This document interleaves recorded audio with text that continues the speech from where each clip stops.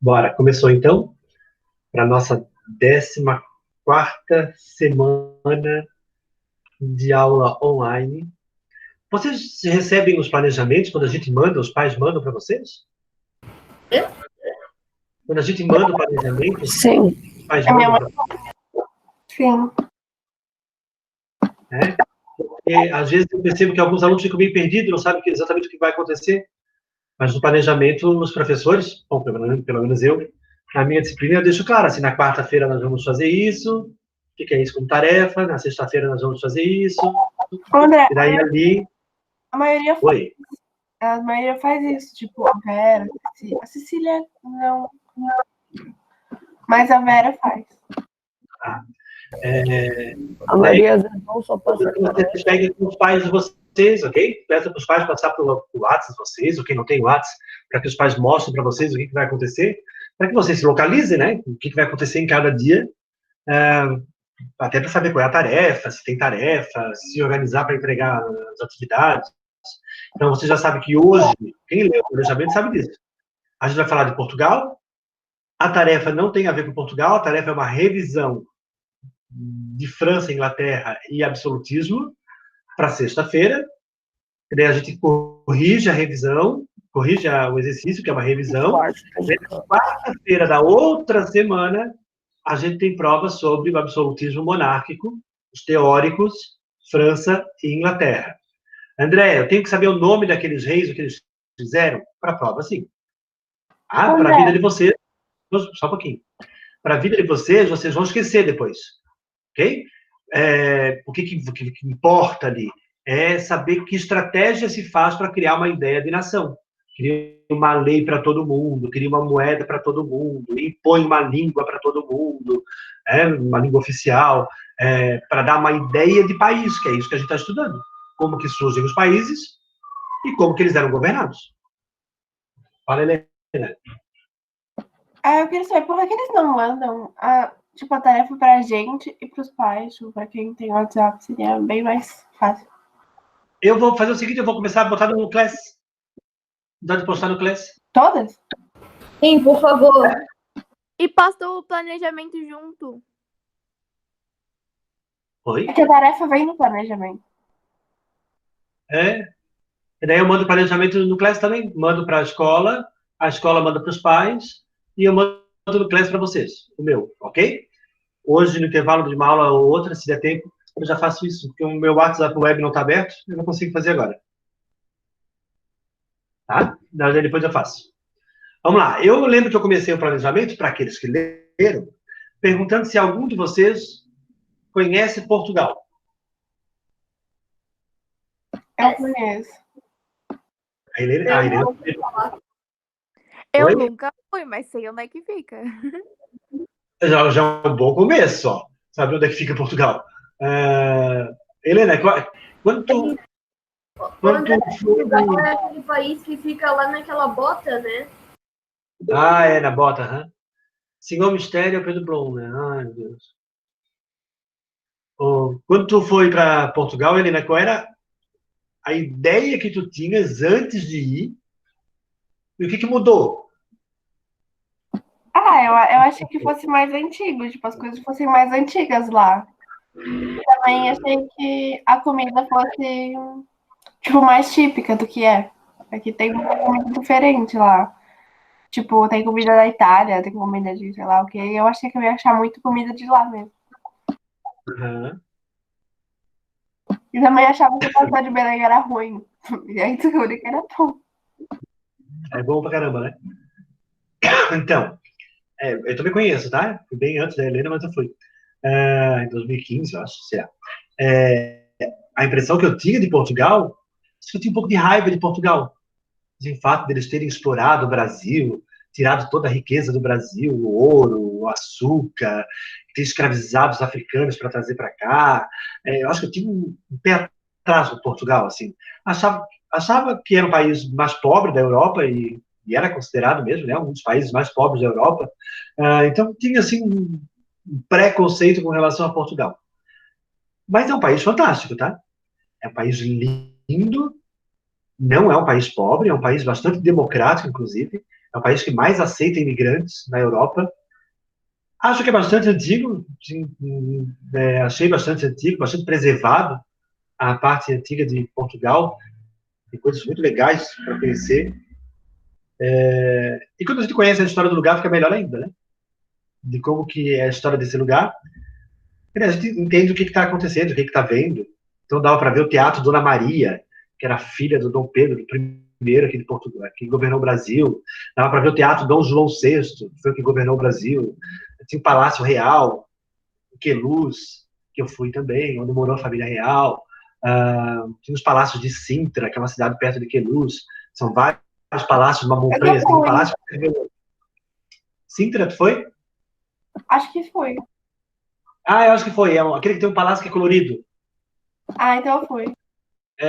Aí de um palácio a gente consegue ver o outro na outra montanha, que consegue ver o outro. Dá para ver vários palácios.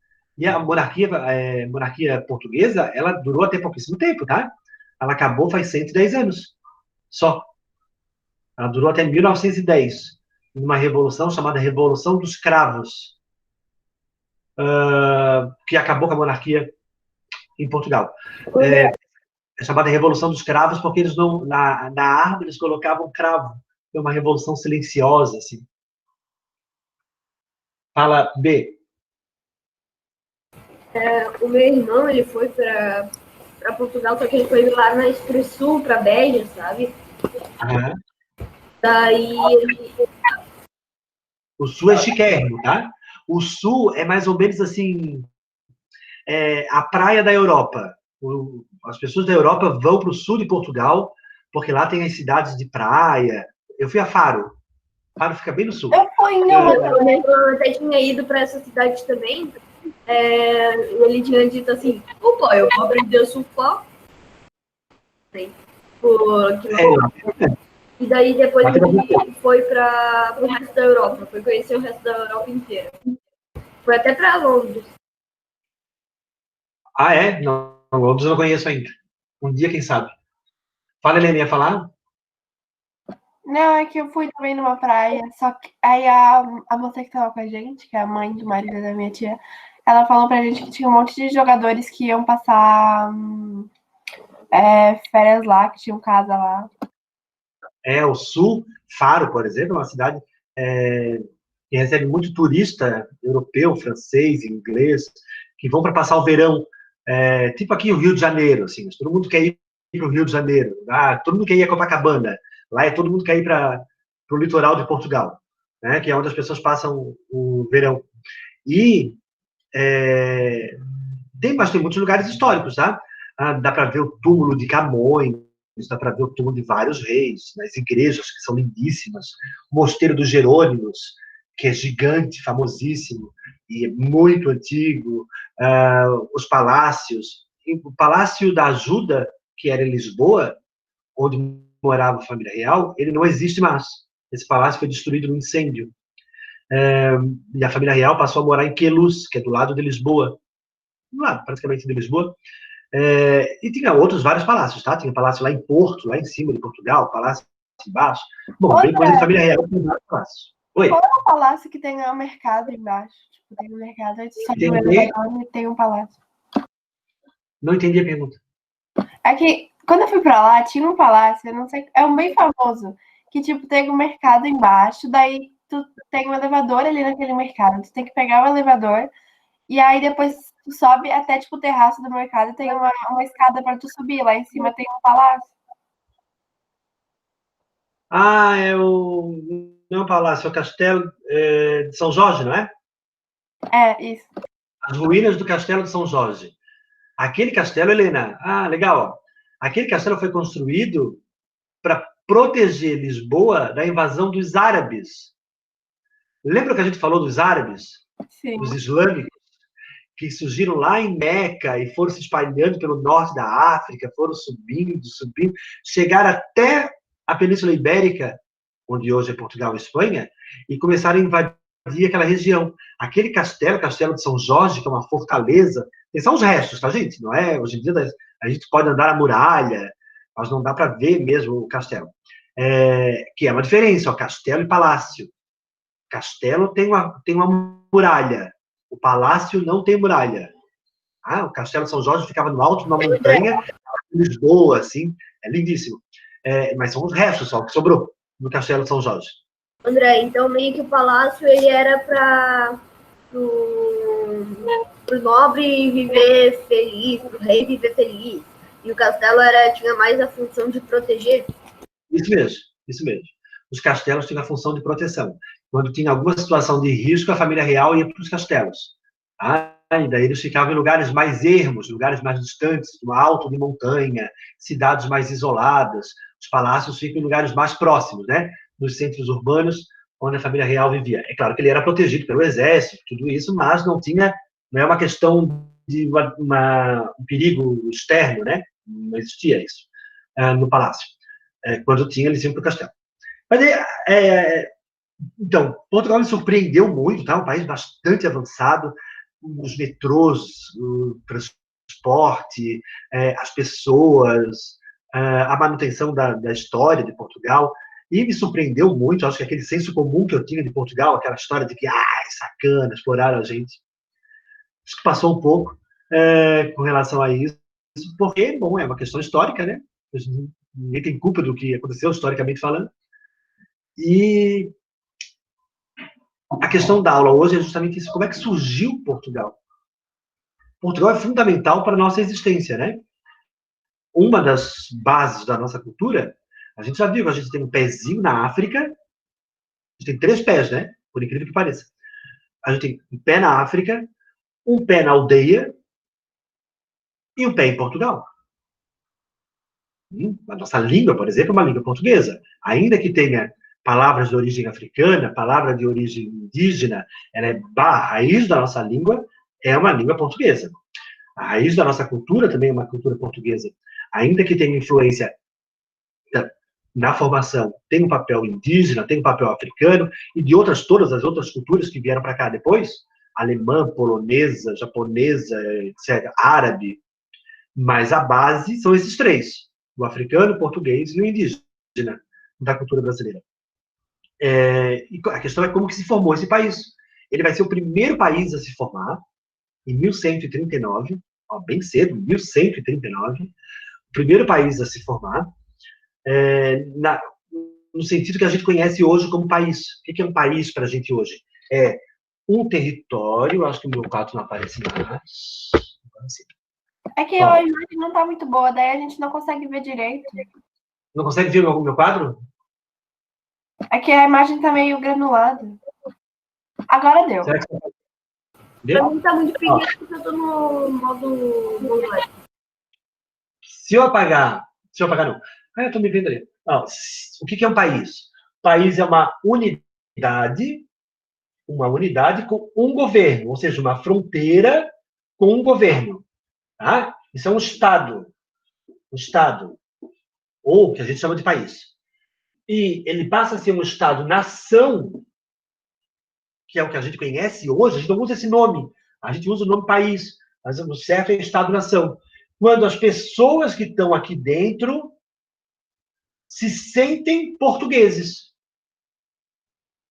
Eles dizem, eu sou português. Então, o Brasil, por exemplo, é um território, é um Estado, e tem um governo. Agora, se o povo brasileiro não se sentisse brasileiro, se fosse, sei lá, de outra origem, se dissesse de outra origem, seria muito difícil criar um Estado-nação aqui dentro. Então, precisa criar uma ideia de uma cultura que é igual para todos. O que é igual, por exemplo, aqui, em Portugal? O que dava a ideia de unidade? A mesma moeda, o mesmo governo. A mesma moeda, o mesmo governo, a mesma língua. Ainda que tenham coisas diferentes do norte de Portugal e do sul de Portugal, Henrique, são diferentes, tá? O norte é bem mais católico, o sul tem mais influência árabe. Ainda que tenham diferenças, a língua é a mesma, a moeda é a mesma, o governo é o mesmo, as leis são as mesmas, a bandeira é a mesma, o hino é o mesmo.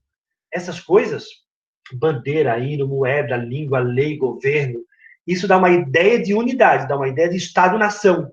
Então, tanto faz se é daqui do sul ou aqui do norte, quando eles olham para a bandeira de Portugal, eles se sentem portugueses. É igual ao Brasil. Ainda que a gente tenha muita diferença do norte para o sul, né, de regional, de língua, de cultura, a gente tem bastante diferença da região norte para a região sul. Quando aparece quando canta o hino nacional brasileiro, as pessoas se reconhecem, as pessoas se unem, formam uma unidade, formam uma nação. Tá? Isso é um Estado-nação, um território em que as pessoas se reconhecem fazendo parte daquele território, que é o que a gente está estudando. Agora, como é que se formou esse território, na verdade, de Portugal, que eu estou falando que foi o primeiro?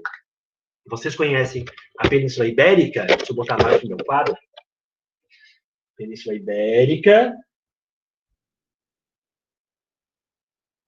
Ó, isso aqui, onde hoje é Portugal, já foi território de vários povos. Que povo mais antigo vocês lembram, que é o mais óbvio? Povo não, mas eu lembro lá dos macaquinhos. É neolítico, eu lembro. Dos australopitecos. Isso. Australopiteco não teve aqui. Australopiteco não tinha como ter aqui. Os neandertais. Indígena? Homo habilis? Não. Os neandertais. Homo ergar. Os animais que existiam aqui. Aquele do frio. Não. Deixa eu pegar um dos povos pré-históricos. Vamos lá, então vamos ouvir. Era o parâmetro. Se a gente for pegar os bem mais antigos, esses pré-históricos que vocês estão falando do processo de evolução, nenhum deles viveu aqui. Nem Australopiteco, nem Parântropos, nem Habilis, nem Ergaster, ok? Esses eram todos da África. Os que vieram para cá foram os heidelbergenses, né? E os neandertais. Mas ainda assim, nenhum dos dois são muito achados em Portugal, porque tanto os heidelbergenses quanto os neandertais, eles vão se adaptar mais ao frio. Então, o frio é mais para o norte da Europa, né? Então, talvez aqui nessa região, eu nunca li, por exemplo, um achado arqueológico de um neandertal em Portugal. Nunca vi. Tá? Nenhum texto falando sobre isso. Mas se a gente for pegar a origem, né, do povo português, ou do povo que viveu em Portugal em algum momento, fala-se dos íberos, por isso Península Ibérica. Os íberos vieram do norte da África, tá? E viviam nessa região. Não era Portugal. Tá? Mas a língua portuguesa, qual é a origem dela? Latim. O latim era a língua falada por qual povo? Romanos? Os romanos. Roma. Então, ó, vieram primeiro os íberos. Que outro povo dominou o mar Mediterrâneo antes de Roma? Os persas? Ou fenícios, sei lá. Os fenícios, que eram bons navegadores. Então, tem íberos, tem fenícios, tem celtas. Os celtas, lá que aparece muito, lá nos filmes. Os celtas ocuparam essa região. Depois é que tem gregos. Os gregos fugindo da invasão dos dórios. Quando os dórios chegaram, a primeira diáspora grega que a gente estudou ano passado, alguns gregos vieram fundar polis aqui nessa região. Então, os mais antigos são os íberos, fenícios, gregos, celtas. Depois é que vem os romanos. Depois, lá no século VIII, desde o século VIII é o quê?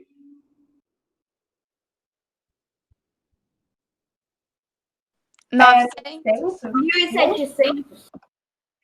Século VIII. Tá. Não 18. 701. 800. Fala.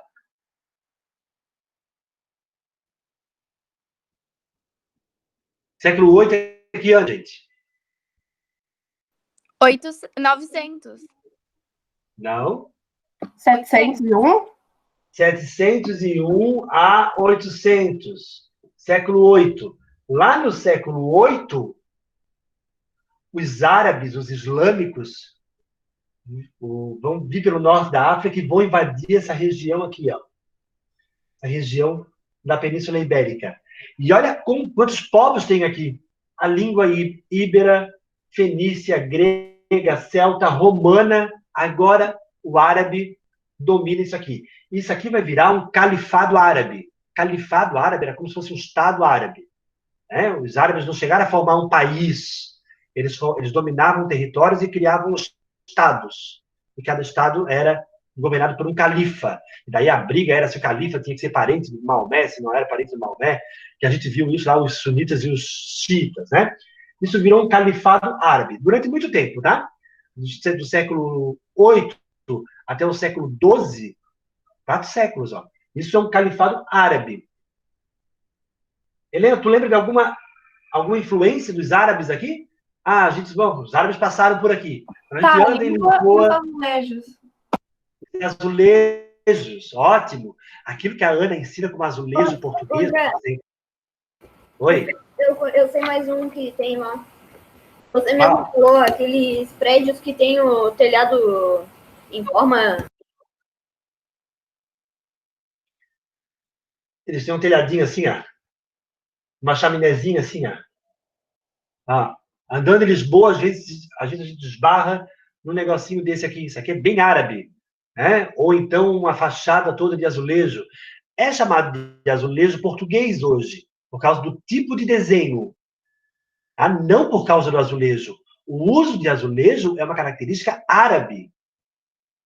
Depois os portugueses adaptaram e criaram aquele desenho religioso com tinta azul. Vocês aprenderam isso em artes? Já? Acho que não. Não. Não? Vocês vão aprender. Há um desenho em azulejo que é típico. Inclusive, tem aí no Ribeirão da Ilha, tem um cara que é especialista nisso. Ele é chamado até para fora do país para fazer esses desenhos em azulejo, que é o desenho lusitano, né, que ele chama. Que é bem típico. Lá a gente anda na rua e esbarra com essa influência árabe. Só que aqui em cima, ó, A minha família tem meio que um azulejo, só que não é dessas coisas religiosas, não. É daquele desarranjo ilhéu, sabe? não sei qual é. Aqui em cima, lá no alto das montanhas, isso aqui é uma região montanhosa da Península Ibérica, ó, vão ter 4 reinos cristãos. Gente, ó, vou minha caneta. Reinos cristãos e árabe, islâmico.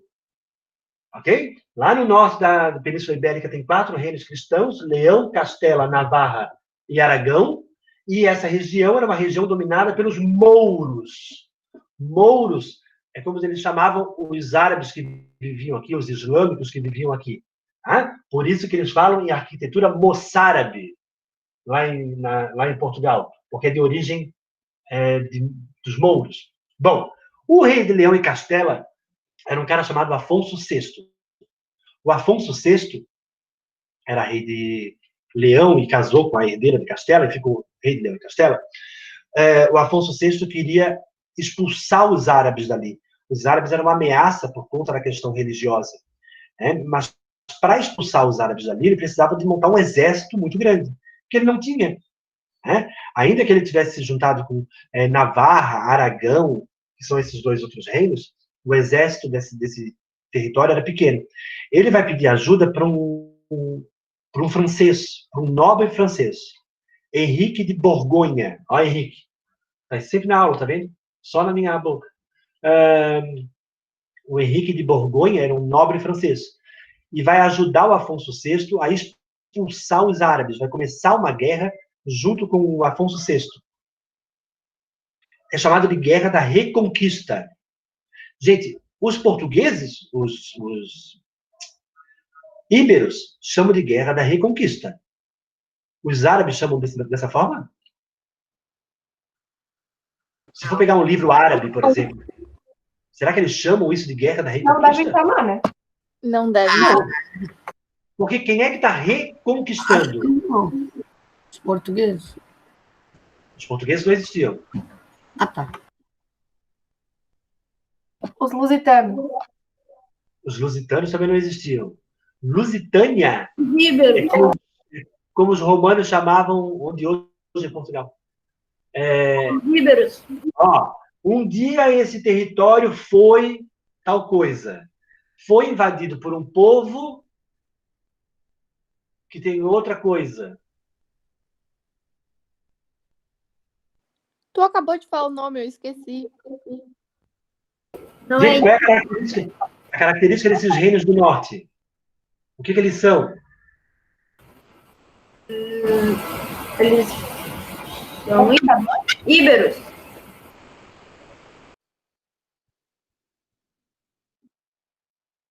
Não consegue chegar no quadro. Cristãos. O resto é o quê? Gente, vocês estão aí? Tem aluno que eu acho que nem tá. A Ana hoje Não dá pra não tá. ler. Cadê o... É que Não tá dá pra ler Moana? o quadro, André. Oi? Não dá pra ler o quadro. Mas eu falei, olha lá. Os cristãos antes dominavam aqui. Roma era cristã. Roma era católica. Então isso aqui tudo era católico. Depois vieram os islâmicos. Então, o rei de Leão e Castelo, o Afonso VI, vai começar uma guerra para expulsar os mouros daqui. Essa guerra, ó, aqui estavam os mouros. Essa guerra é chamada de Guerra da Reconquista. Quem chama de Reconquista são os cristãos. Ó, nós vamos reconquistar. Conquistar de novo a terra que um dia foi cristã. Os árabes não chamam de Guerra da Reconquista, porque primeiro porque eles perderam. Né? Então, eles botam outro nome nos livros árabes. Guerra da Derrota. Oi? Bom, Guerra da Derrota, sei lá que guerra eles chamariam. Ou Guerra Lusitana, Guerra Ibérica, Guerra... Qualquer outro nome, só que não é Guerra da Reconquista. O Afonso VI vai contar com a ajuda do exército do Henrique de Borgonha. O Henrique de Borgonha tinha um burgo gigante e tinha um exército muito grande. E vai ajudar o Afonso VI. Em troca, o Afonso VI, olha como eles faziam as coisas.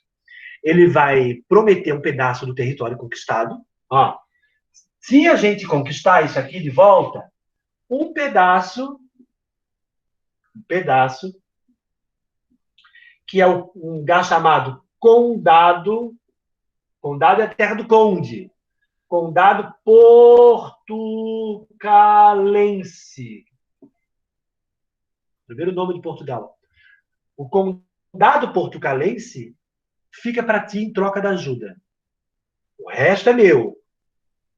Se a gente expulsar os mouros da Península Ibérica, o Condado Portucalense vai ficar como um feudo teu. E ainda a mão da filha do Dom Afonso VI. A mão, tipo, em casamento, né? A mão em casamento. Era a Dona Teresa. Olha o que ele fez. O Henrique de Borgonha. Vocês não conseguem ver meu quadro? Eu sei que eu estou escrevendo. Não. Deixa eu botar aqui. O Afonso VI, que é o rei de Leão e Castela, mais o Henrique de Borgonha, que é o francês, vão expulsar os árabes. O Afonso VI, que é o rei de Leão e Castela, promete para o Henrique de Borgonha a Dona Teresa, filha, para casar com o filho dele. Ele já era casado, tá? Vai casar com o filho dele, a Dona Teresa, mais o condado portucalense. Em troca da ajuda portucalense. Em troca da ajuda, ele ficaria com o condado portucalense e a mão da Dona Teresa. E assim foi. Começou a Guerra da Reconquista. Eles vão começar a expulsar os mouros daqui. Não foram os dois que terminaram a guerra. Essa guerra vai acabar 300 anos depois. Especificamente, vai acabar só no ano 1492. Olha, uma guerra que começou lá em 1100. Por volta de 1100 começou essa guerra. Então, 400, quase 400 anos depois, praticamente, vai acabar essa guerra. Então não foi o Afonso VI que acabou, é óbvio, né? Quando eles expulsaram os mouros do último pedacinho, um lugar chamado Granada. Né? Quando eles expulsaram os mouros de Granada, por fim, eles formaram a Espanha daí. Tá? A Espanha está formada. Ô, André, tu pode pegar teu telefone e tirar uma foto do quadro e mandar no grupo pra gente poder Depois ver? eu mando o esquema. Não, é Eu mando o esquema depois. A Helena, é por isso que a aula fica interrompida, tá vendo? Bom, o Henrique de Borgonha recebeu o condado portucalense como um feudo. Então, isso aqui é um feudo do Henrique de Borgonha, que é um francês. O que significa ser um feudo do Henrique de Borgonha? As regras eram dele, ele podia fazer o que ele quiser. O feudo era dele. E o quê? As As regras regras, eram o dele. dinheiro, os impostos. Os impostos, é isso, ó. O Henrique de Borgonha vai pegar o exército dele e vai para a Guerra da Reconquista. Tá, mas em troca do quê? Ele quer dinheiro em troca. O Afonso VI não tem dinheiro para pagar o exército do Henrique de Borgonha. O que ele faz? Bom, como eu não tenho dinheiro para pagar o exército, eu vou pegar um pedaço do território dominado, o condado portucalense, e o dinheiro dos impostos daqui vão para ele como pagamento. Durante um tempo, isso foi acordado entre eles, o dinheiro dos impostos, Fabíola, está prestando atenção? Sim. O dinheiro dos impostos cobrados aqui iam para o Henrique de Borgonha. Era uma forma de pagar a ajuda pela Guerra da Reconquista. E daí o Henrique de Borgonha, o que faz? Ele manda para cá o filho dele, casado com a filha do Afonso VI. Olha o nome, Afonso Henriques. Aqui os alunos se perdem, ó. O rei de Leão e Castela é Afonso VI. O nobre francês é Henrique de Borgonha. E o filho do Henrique de Borgonha é Afonso Henriques. Mistura os dois nomes, que os alunos se perdem. O Afonso Henriques vem para ser o conde do condado portucalense e cobrar os impostos. E ele é casado com a dona Teresa, a filha do Afonso VI. De quem é o condado portucalense? Quem que é o dono do condado portucalense? É o Afonso VI. Ótimo, Helena. O dono é o Afonso VI, mas os impostos são cobrados por Henrique de Borgonha. Certo? E daí aqui, ó, o condado portucalense vai ser dividido bem feudal, aquilo que a gente estudou, ó, o feudalismo em Portugal. Em vários feudos, as terras vão ser distribuídas para os nobres vão ter camponeses que trabalham para eles e pagam talha, cové, banalidade, mão morte, etc. E tudo isso é cobrado e mandado para lá.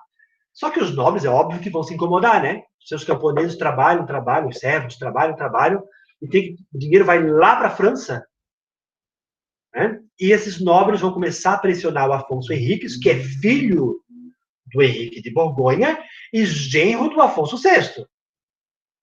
Vão começar a pressionar o Afonso Henriques para que o dinheiro ficasse ali e Portugal se tornasse um condado forte, poderoso, rico. E vai chegar uma hora, em 1139, que, incomodado com a cobrança dos impostos, o Afonso Henriques vai declarar a independência de Portugal. Ele vai dizer, chega, o dinheiro de Portugal não vai nem mais para Henrique de Borgonha, meu pai, nem para Afonso VI, meu sogro. Ele declarou a independência. Aceitaram? Não. Sim. Óbvio que não. Olha, o cara comprou uma briga com o pai e com o sogro. E teve uma guerra. De um lado da guerra estava Afonso VI e Henrique de Borgonha. Do outro lado da guerra estava o Afonso Henriques, o filho, outro pai, com o exército português que ele formou para declarar a independência. Aqui teve a atuação do Papa da época. O Afonso Henriques, filho, foi esperto. Ele trouxe para perto dele o Papa. Ele convenceu o Papa assim, quer ver? Ó, é melhor eu cobrar do povo português e pagar para ti do que pagar para Afonso VI. O que tu acha de tu te associar a mim? ou seja, cobrar o dízimo, né, e pagar para a Igreja Católica. Então, o Papa é que vai mediar essa briga, essa guerra, que só vai acabar em 1143. 1143. Quantos anos depois? Sei lá, 40. 4 anos depois, acaba essa guerra, e o Afonso VI diz, tá. Então, Portugal é um país. Então, Portugal declarou a independência, teve uma guerra, e num tratado, o Tratado de Zamorra, eles declaram, aceitam a independência de Portugal. Portugal se formou, está aqui Portugal, ó. Esse pedacinho aqui vira uma unidade com um governo só para todo o território. Só que a guerra dos portugueses não acabou. Os portugueses vão continuar a guerra, ó. Porque Portugal vem até aqui embaixo hoje. E a guerra continua. E o Afonso Henriques foi esperto. Para conseguir o apoio da nobreza e da burguesia, que são as duas classes mais importantes, o Afonso Henriques vai começar a distribuir terra. Não sei o que era assim. Não. O Afonso Henriques vai começar a distribuir terra para os nobres, e daí os nobres vão apoiar ele. Vai criar feiras, vai criar comércio para os burgueses venderem as coisas, e vai trazer a burguesia para perto dele. Ele trouxe as duas classes mais importantes, ó, a força, a nobreza, e o dinheiro da burguesia para perto dele. E se torna o primeiro rei de Portugal. O primeiro país a se formar, tá vendo? Ó? Espanha não existia ainda, existiam 4 reinos, Leão, Castela, Navarra e Aragão, que mais tarde vão se juntar e formar a Espanha. A Inglaterra estava se formando ainda, a França estava se formando, Portugal já está formado. Portugal já é uma unidade, ó, com um governo, que vai continuar a guerra contra os mouros e vai expulsar os mouros dessa região aqui, mais tarde, é claro, né? Vai expulsar os mouros dessa região, que eles chamam de algarves. Vocês vão ouvir essa palavra outras vezes. Algarves é a região do sul de Portugal. Olha, bem árabe, né? Que vai ser dominada posteriormente pelos portugueses. Certo?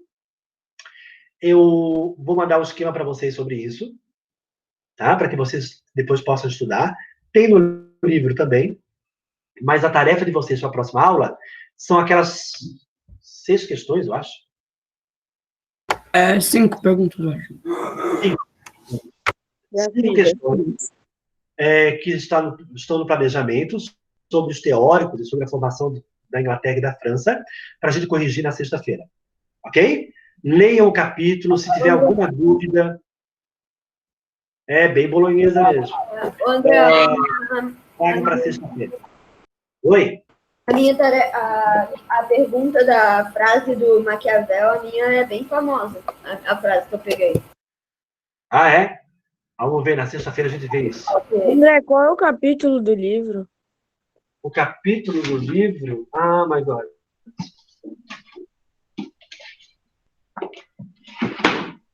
Deixa eu ver. Eu acho que... É o capítulo 3, começa na página 128. Certeza? Absolutamente aqui aberto. Isso mesmo. Valeu. Capítulo 6, página 128. Uma série para Valeu. indicar. Ô, André, minha mãe tá perguntando se tem uma série para indicar. The Last Kingdom é muito bom. É boa? Muito! Eu falei. Bem boa. Eu não posso ver, é muito pesado. É pesada, né? Mas é